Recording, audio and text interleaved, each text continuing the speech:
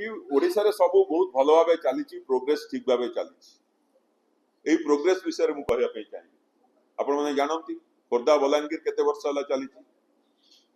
1994-95 मसीह 20 वर्ष केते वर्ष चली केबे काम चली सत किंतु केबे सरीबो कोनोसी गोटे प्रोजेक्ट जति पार्लियामेंट रो भी आंसर रे जति भी नुआ लाइन सैंक्शन हेची केबे सरीबो तार कोनोसी फिगर कोनोसी हिसाब दिया जाऊ नाही खोर्धा बलांगीर 2024-25 रे सरीवार थिला सरला की गुणुपुर तिरुवली 2017-18 रे आरंभ होइतला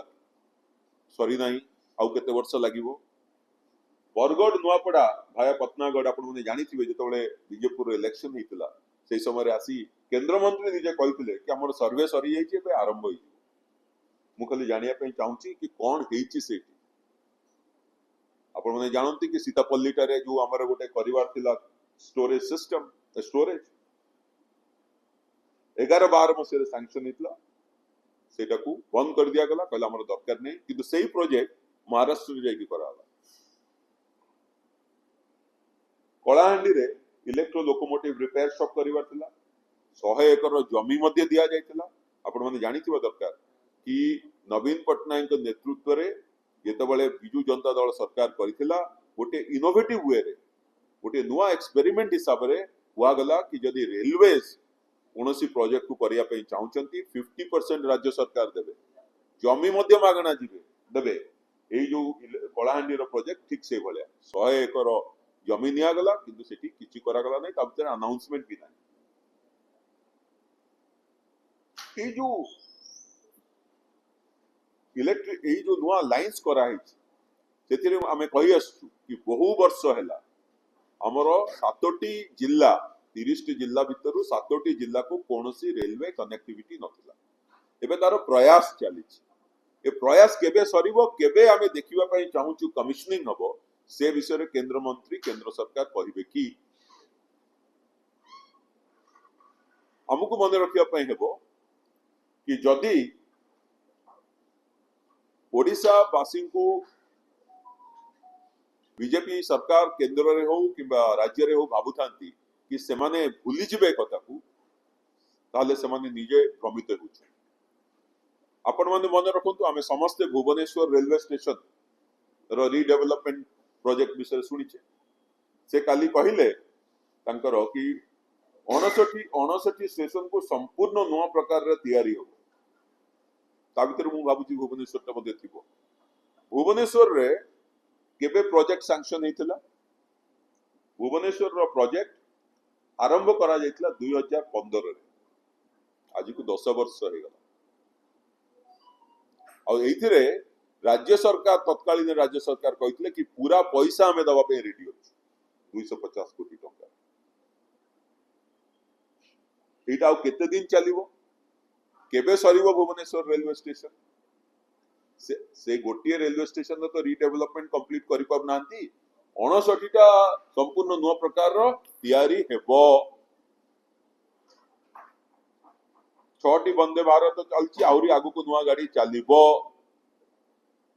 ई रेलवे ट्रैक रो काम स्पीड रे चली खूब शीघ्र 4 लेन रो काम आरंभ हेबो मु तो कहली कि बळी बाबरे जो जो प्रोजेक्ट रो डिले हे चलची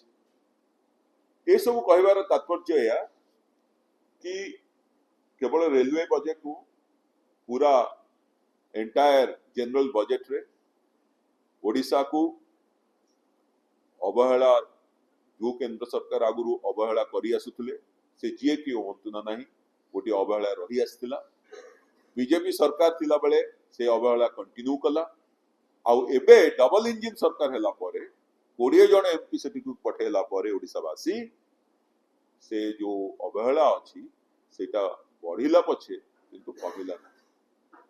कोनोसी प्रकार रो ठोस कदम निया गला नहीं कि कोनोसी प्रकार रो ठोस कदम कुहा गला नहीं कि एति की सुद्धा ए कामो ए न्यू लाइन आरंभ हबो जोटा आरंभ होइछि सरी ता बदल रे गोटे नुआ रेलवे जोन करी गोटे डिवीजन जी आपन को पैसा दउची ताको आ गोटे राज्य को खुशी करबा पई से नुआ जोन को ट्रांसफर करा जाउछि ताहले कौन हेबो परिस्थिति कि ईस्ट कोस्ट रेलवे रो निजर जो इनकम अछि सेटा सारा भारत रो जो टोटल जोन मानकर इनकम हिसाब रे कमी जिवो जो कथा आमे एबे कहि आसछु कि 2.5 लाख कोटी टंका देइछु तणु जो हिसाब रे आमे हमर डिमांड करूछु हक करूछु कि हमर सेतिक लाइन आसीबार थिला सेई डिमांड ता मध्ये वीकेंड करिवा पई चेष्टा चलीछि एइथुर आपण माने जानिबे कि किभଳି भाबरे गोटे चक्रांत चलीछि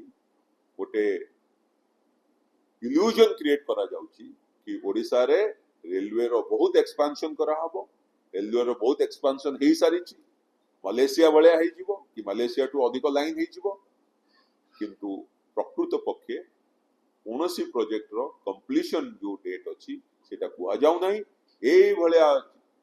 डिले विलंबित भाव में जो चली आसला ओडिशावासी सेटा मध्ये देखुछन ए डबल इंजिन सरकार संपूर्ण भाव में फंपा आवाज हिसाब रे तांकर कहि चलछंती केवल प्रचार सर्वस्व हिसाब रे कहि चलछंती ओडिशावासींकर हित पाई तांको पाखरे किभଳି रेलवे लाइन पहुंची परिबो लास्ट माइल कनेक्टिविटी केभଳି भाव में जल्दी पहुंची परिबो ओडिसा रो rail density at least Andhra Pradesh किंबा वेस्ट बेंगल पाखापाखि पहुंची पारिबो सेतिपाई किभଳି भाବରେ ठोस कदम नियाजिबा कथा जल्दी नियाजिबा कथा से विषय किछि